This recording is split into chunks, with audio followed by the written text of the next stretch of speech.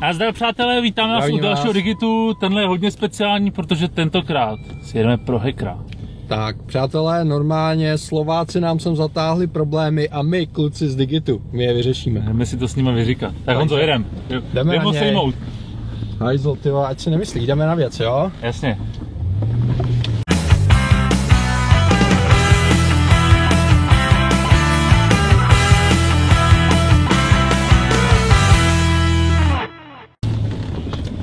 Jedem. Vidíš ho někde? Hele, tamhle. Jo, dobrý, berem ho. Berem. Berem. A jdeme na něj. Pojď sem ty, jeden, hacker. Sejmi ho. Dávaj. Dáme ho do toho auta, vlez tam. Tak ty bys nám tady chtěl dělat neplechy, jo, v Čechách. Chyba trochu. Synopsi, ty prý seš hacker, je to pravda? A je to pravda. Není to pravda. Tak je nebo není, sakra, co tohle je za informaci, tyjo? Jasné, že není. Není. A počkej, co ty jako děláš? Když nejseš hacker, tak seš aspoň cracker, nebo co seš? Ještě horší jako být hacker. Jo. Už to máme hrozný bordel ještě v pojmech. No tak počkej, tak já tady zastavím a vyjasníme si to, jo, protože takhle to dál nejde, jo. Tak počkej, já se tady takhle zastavím. Lezu si k vám, kluci, dozadu, jestli vám to nebude vadit. Jasně.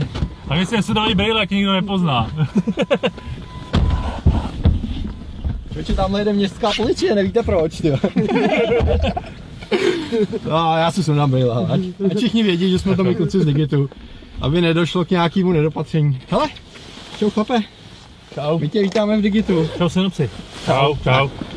Představ se nám, prosím tě. Proč jsi tady v Praze vůbec, jako? Bola tu konferencia o bezpečnosti, internet Tak jsem došel na bůr. Jsem došel ukázat nějaké. Jo. A hacknul si místní Wi-Fi v hotelu aspoň nebo něco? Ne, volá zdarma. To nemá smysl, tomu rozumím. To naštve, no. No jasné. No. A hele, čím se teda konkrétně zabýváš ty? Co je náplň tvojí práce, nebo co tě baví? No, robím bezpečnostného konzultanta pre firmy.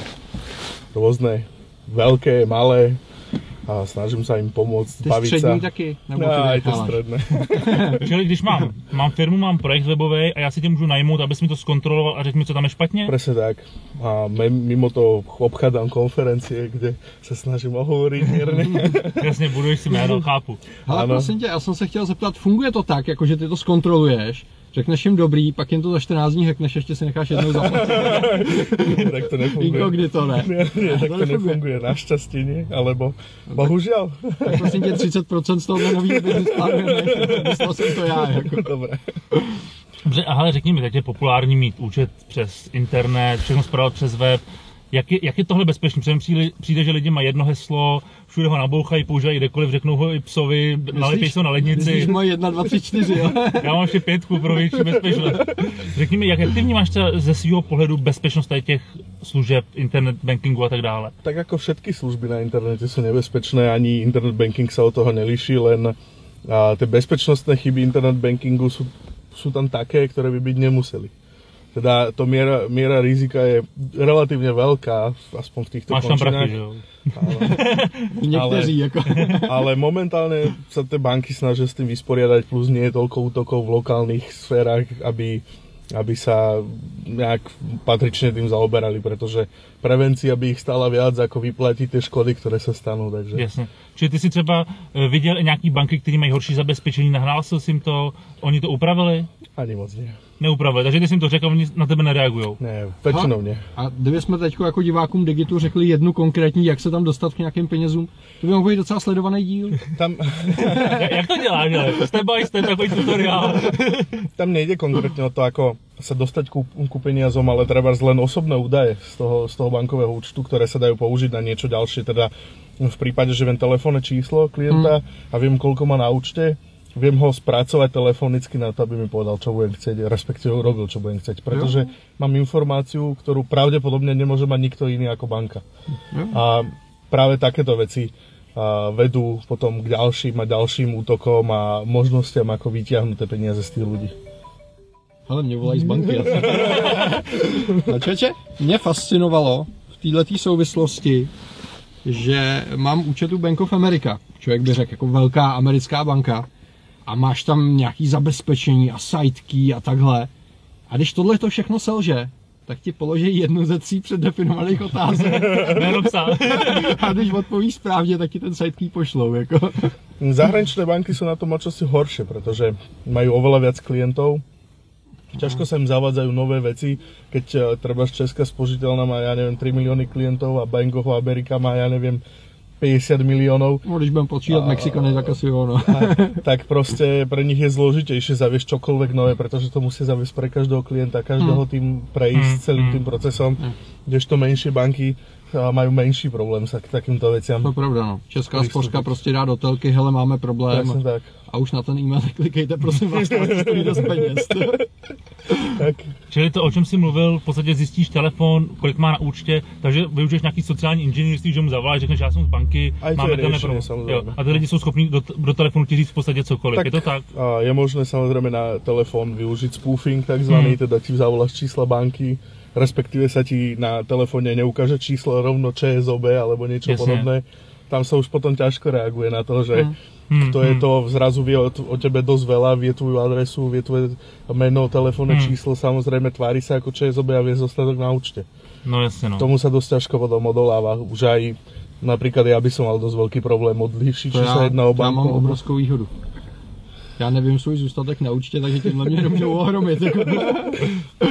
To sú len proste niektoré časti. Samozrejme, peniazom sa väčšinou málo kedy dá dostať cez bezpečnostné chyby priamo k peniazom, ale sú metódy alebo techniky, ako prakticky donútiť užívateľa urobiť to, čo človek chce, bez toho, aby o tom užívateľ vedel alebo niečo na ten Takže spôsob. ty se takhle seznamuješ, když ti nejde po prachy, tak jako si vytipuješ podle čísla účtu nějakou pěknou slečnu a za máš slečnu, musíte přijít k nám na pobočku dneska v 8 večer, jo. No, tomu se říká sociální inženýrství, to mi dává smysl. Hele, a z hlediska bezpečnosti, jaký jsou teďka nejnovější typy útoku, nebo na co by si člověk měl nejvíc dávat bacha? Já jsem četl nějakých flash layers a takové věci. Áno, clickjacking sa to volá. A to je co? To je práve taká tá novšia forma útoku, kedy sa proste prekrývajú dva objekty, teda pôvodná stránka nejakou inou a vlastne sa prenáša interakcia z tej prvej stránky na tú druhú. Teda vlastne čo aj povie, že mám SMS bránu a napíš SMS, klikni na batón a ten batón, keď klikneš, tak urobí úplne niečo iné, ako si myslíš. Treba došle tweet na Twitter, alebo to pošle prachy niekam proste. Rozumím. Čiže v podstatě je to průhledná vrstva, která se sbírá data, který tam zadáš. Je to väčšinou, buď to sa používa priehľadný iframe, ktorý je na vrchu a vlastne ty klikáš, si myslíš, že klikáš na batón dole a klikáš v skutočnosti na batón tej stránky, alebo sa to potom prekrýva. Ale to my máme vyřešený, že? Na iPhoneu myslíš, že není vidět flash? Protože tam není ani flash, ani iframe, takže jako v podstatě není co řešit. Je to flashovo, alebo práve frameovo. Takže iPhone je to nejlepší řešení, který si můžete použít z hlediska bezpečnosti, nic to neumí. Se tam nemůžu dát. Ale to tam nemáš iné ochrany proti iným veciam, ako cross-site scripting a podobne, čiže... Vás by som sa netešil. Největší ochrana je, že tam nejde přeposlat SMS-ka, že? To je v podstatě v pohodě, jako. Když máš blbě zapsaný čísla, jak se ti ani identifikoval, že nevíš, že ti volají z banky, tak je to dobrý. No jo, to je super. No dobře, no, a tak já tomu jako furt jako pořádně nerozumím, jo. Tak ty teda jako to umíš hacknout a nehackuješ, nebo hackuješ jenom od 6 do 8 po pracovní době? No, keďže je to ilegálne, a človek nechce ísť sedieť, alebo respektíve dostať sa do problémov a teoreticky peniaze sú na obidvoch stranách, aj keď k tým takzvaným čiernym peniazom sa dá dostať vo väčších množstvách rýchlejšie, ale zase na druhú stranu miera rizika je oveľa vyššia ako tej opačnej strany, tak je lepšie dlhodobo si budovať nejakú tú kvázi kariéru proste v bezpečnosti, snažiť sa niečo riešiť. A máš pocit, že jako tady ve střední Evropě je nějaká reálná šance, že by někdo chytil nějakýho hackera a zavřel ho? Jako? Podľa toho, ako hacker je prakticky každý, kto sa trochu lepšie vyzná v tom systéme. To znamená, že ak to budeš brať takto, tak áno, ale také tie ESA, alebo respektíve takých tých ľudí, ktorí operujú skutočne tí, čo treba s bankomaty infikujú a skutočne sú profici, tí fungujú 12 rokov, 5-členná skupina po celom svete, nikoho nikdy nechytili. Proste to sú ľudia, ktorí už majú zabehnuté procesy, vedia, ako funguje kriminálka, respektíve tieto časti polície a úplne perfektne. Takže oni občas zavřou ty 10letý kluky, co si o tom někde přečetli a zkusili si to. Jako. Presne tak. No dobře, no. A máš pocit, že tady u nás jako existují reální profesionální hackři? který by šli tou jako ilegální cestou?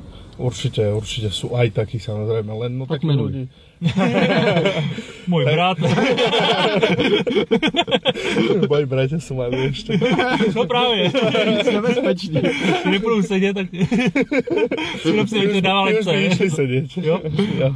No. No ale áno, určite sú tu, len o takých ľuďoch sa proste nehovorí už len z toho dôvodu, že buď ich väčšina ľudí nepozná, proste nikto nevie, že to je ten konkrétny človek, respektíve sa snažia utajiť svoju totožnosť. A oni nemají blogy jako ty, jo. Oni nemají. Jenom psali, tak dneska jsem vybral bankomat, jako tam a tam, jako bylo to fakt super. Máte krátký video na YouTube. Stopka v kapce, jdeme dál. Hele, a ty když píšeš hodně o bezpečnosti, nemáš třeba i problémy, když občas zveřejníš, teď tamhle měli nějaký problém, děláš to, že to zveřejníš veřejně, že napíšeš ten a ten web má problémy, nebo tohle neděláš, nebo zkusil ti třeba někdo nabourat tvůj web, jak tě bere třeba tahle komunita? No, komunita podľa toho nie je moc nadšená, samozrejme. Takže neprústřelnou vestu. Bezpečáci nie sú radi, No, keď sa snaží niekto ukázať takýmto spôsobom, pretože oni to nerobia. A na druhú stranu, tá druhá strana to nemá rada práve preto, že proste sa ukazuje to know-how a tak ďalej. No že ty si v podstate nasral úplne všechno. A ešte je tu tretia strana, tí klienti, ktorých upozorňujem na to, respektíve, ktorí nedobrovoľne sa musia proste prispôsobiť tomu, čo píšem. No a tí sú najnasratejší úplne najviac. Já vidím jasný řešení, hele, najmeš si nás jako ochranu. Já si myslím, že to budeš potřebovat. Takže populární nejsi úplně to.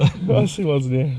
No. Ale na druhú stranu verím tomu, že to má nejaký ten úspech, taký ten morálny úspech, kedy sa proste snažím pomôcť bezplatne väčšinou tým spoločnostiam a hlavne takým tým neziskovým organizáciám a tak ďalej, aby si to proste zabezpečili, aby sa im nestalo, že im to tam niekto proste hackne a oni na to doplatia.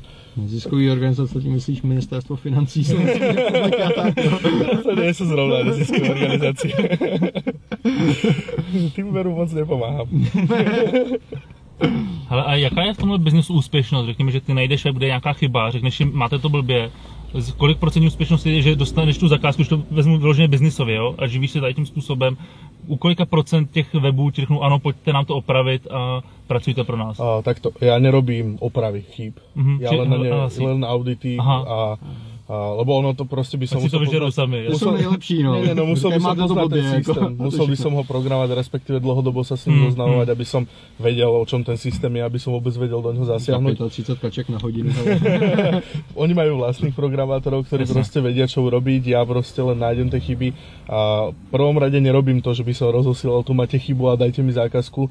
A keď aj ma oslovia o zákazku, väčšinou to už posuniem niekomu ďalšiemu z tohto oboru, aby to nebolo kompromitované, že som sa snažil získať takto zákazku. A práve preto nerobím takéto veci moc často, alebo snažím sa to potom posúvať inám. A minimálne sa to inak, akože tá konverzia je tam, pretože tie spoločnosti sú tak nasraté väčšinou, že proste radšej sa oháňajú žalobami, respektíve podávajú trestné oznámenia a podobné veci, a ako by mali začať riešiť tieto veci. A kde naposled si seděl? A kde? Takže máš na tebe, je na tebe podaný pár oznámení, jo? Bolo už, poprechádzali, väčšina to zruší. Proste, vyřešilo sa to nejak ako... Vyřeší sa to proste som to... Doteraz proste každý vyšetrovateľ zastavil stíhanie, pretože to bola hlúposť to, čo proste väčšinou bolo podané, ale... A když nezastavil, tak ukous. Ale už došlo aj k pár súdnym konaniam, ale vždycky to dopadlo zatiaľ našťastie pre moju stranu dobre, takže... No tak to sme rádi. A zubný kartáček máš zbalený, ako nevyšlo, že to... Já jsem si říkal, proč máš takhle ty kopři. No ale my jsme na pankráci, tak kdybys potřeboval hodit, jo, tak jako... Hele, a ještě z hlediska bezpečnosti, co ty jako člověk třeba používáš za operační systém, za aplikace? Mě tady furt někdo spůfuje, jo. Poradíš mi, jak to s ním mám vyřešit, jako. Jo, protože když ty děláš do tohohle biznesu, tak asi máš představu o tom, co je, co není bezpečný a jaký jsou tvoje postupy třeba práce s internetem, jaký prohlížeč používáš, proč? No v prvom rade môj najobľúbenejší systém je macOS, ktorý jediný nemám. To je pecka. Ale nemáš ho, jo? Asi to je jediný dôvod, prečo ho mám rád, lebo všetky ostatné proste vylezú na nervy. Áno.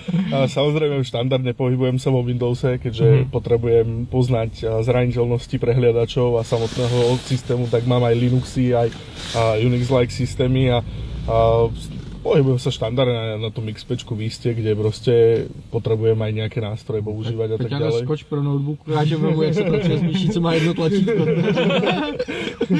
A čo sa týka prehľadača, tak samozrejme Firefox kvôli množstvu pluginov, ktoré sú práve security pluginy, teda ochrana ako NoScript, ktorá síce funguje aj pre Operu, ale respektíve existuje pre Operu klon, ale nie je to na takej úrovni, ako je vo Firefoxe, a plus do Firefoxu som reportoval nejaké bezpečnostné veci, navrhoval nejaké zmeny a tie sa tam prevedli, takže je to aj časť mojej zásluhy trošku a som potom o niečo spokojnejší, keď to používam. A inak tie štandardné postupy proste stačí, aby si človek pri každej akcii na internete rozmyslel, čo robí, respektíve dával si trošku pozor a mal by sa vyhnúť 99%.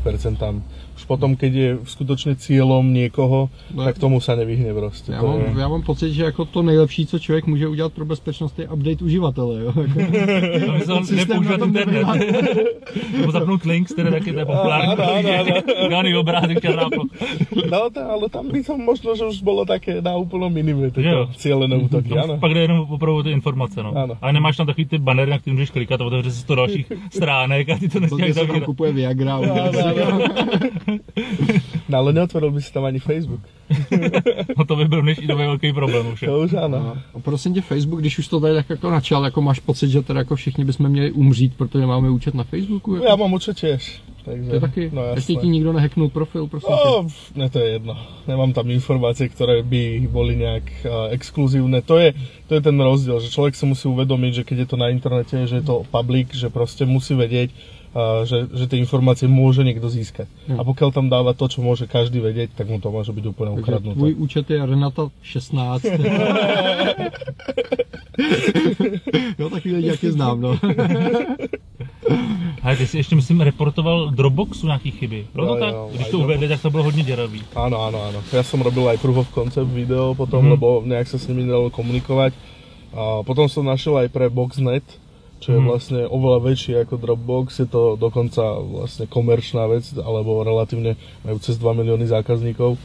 A s nimi som potom nadviazal spoluprácu, pretože oni mali záujem to poriešiť a nevedel som im, teda respektíve nechceli nikoho ďalšieho, tak s nimi sme to, myslím, ošetrili relatívne pekne, takže... A teď už jsou ty služby bezpečné, nebo by se nedoporučoval?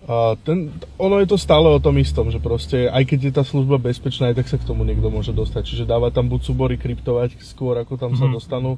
Čiže maximalizovat tu bezpečnost. Respektive jako zapsat na třeba půlkovou disketu a donést osobně. Říkat jako, hej, to máte. Přišel vám e-mail. Jako.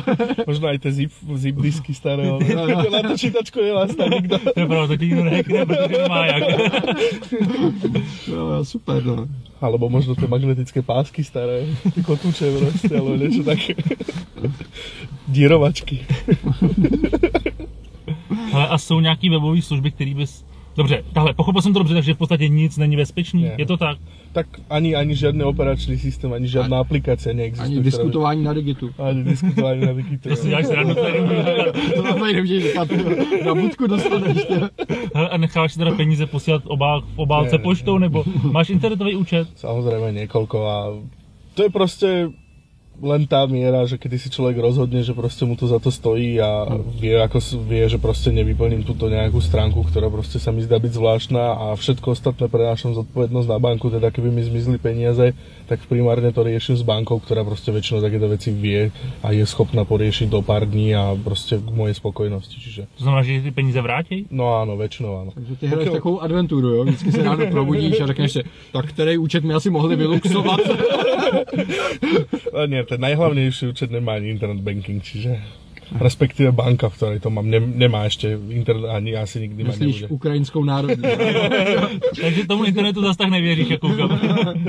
Ano. Moje privárne zdroje radšej mimo.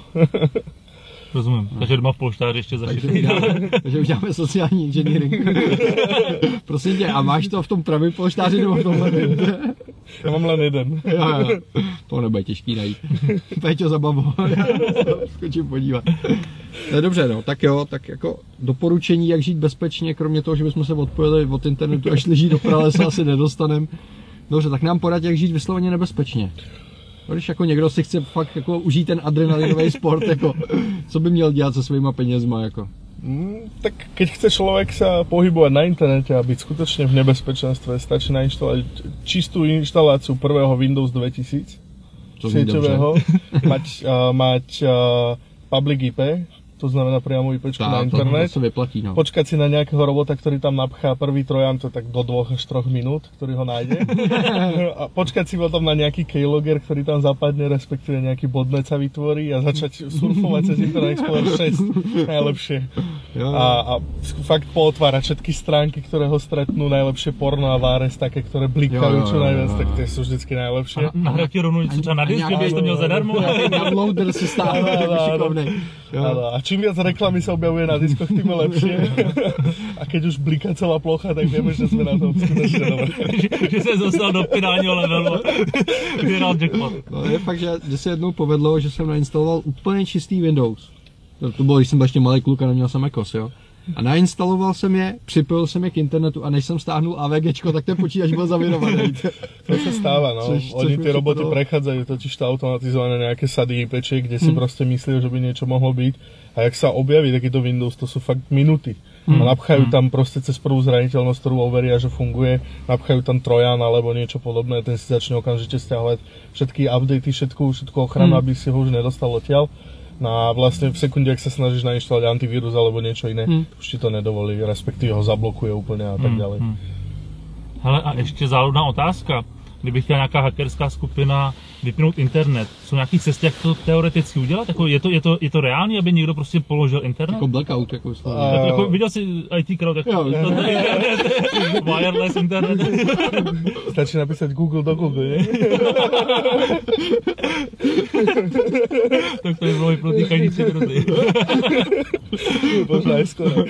Každopádne internet ako taký, ako sieť určite nie, ale keby sme sa bavili o tom, že by nebudú fungovať weby, tak samozrejme DNS servery. Koreňové DNS servery, ktorých je niekoľko. Tam byla i nějaká chyba, ne? Před nějakým rokem, nějaká zásadní chyba. To bola v DNS-kách ako takých, to nemalo moc, teda nemalo, no a samozrejme aj koreňové, ale koreňové sú proste tie úplne najhlavnejšie, na ne boli DDoS útoky, veľké DDoS útoky, snažili sa pred časom, možno pár rokov dozadu, ja už si presne pamätám, kedy to bolo, z niekoľkých dali len zo pár dole a ešte to vôbec nebolo cítiť, čiže ten útok by musel byť skutočne obrovský, šialene proste silný a fakt sofistikovaný a možno keby sa im podarilo dať buď väčšinu alebo rovno všetky dole na nejaký čas, tak proste by ti nefungovala žiadna web stránka, teda IP adresy by išli, sa dostal do banky.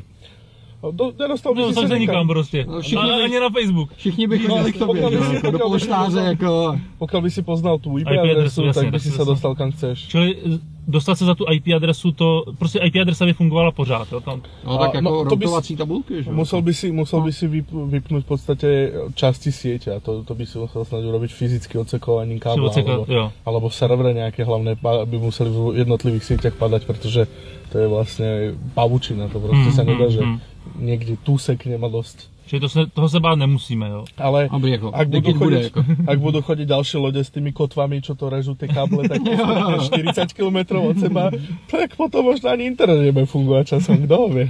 Dobrý. Hele, my ti poděkujem, protože čas kvapí a jako budeme doufat, že nás nehackneš, no. Však projď nám ten web a pošle nějaký audit, jako co tam je špatně a na co si máme dávat pozor. My jsme taková neziskovka, víš, že bys mohl jako třeba jako doporučit něco, určitě. Jo. Něco vymyslíme. No. A prosím tě pak jako to číslo účtu ještě. A PIN hlavně. PIN ti netrvá. Ne. Na 24 to už. Já tě zavoláme na 24. Standardní internetový PIN. Jo. Obohat to o 6, asi pohodě. Ne, to miluju, když prostě někde otevřeš notebook, vidíš první Wi-Fi, dáš 192.168.1.1, zadáš admin a nastavíš si router dle potřeby. Áno, je to dosť štandardná situácia, no. Ľudia to nepoznajú, ľudia to proste kúpia, zápoja a to je všetko. No, to je roztomilý, ale... Vidíš Netgear nebo jenom výrobce, aby si představ vydání se sériovým číslem. Ale super, bylo to skvělý, díky, že jsi dorazil. Rádo se stalo, díky rád moc. jsem vás viděl. A kdybys potřeboval ochránku, jak zavolíš, první kluci, pojď Peťa, ne? A kolik tady takhle před si nosila? My jsme Digit.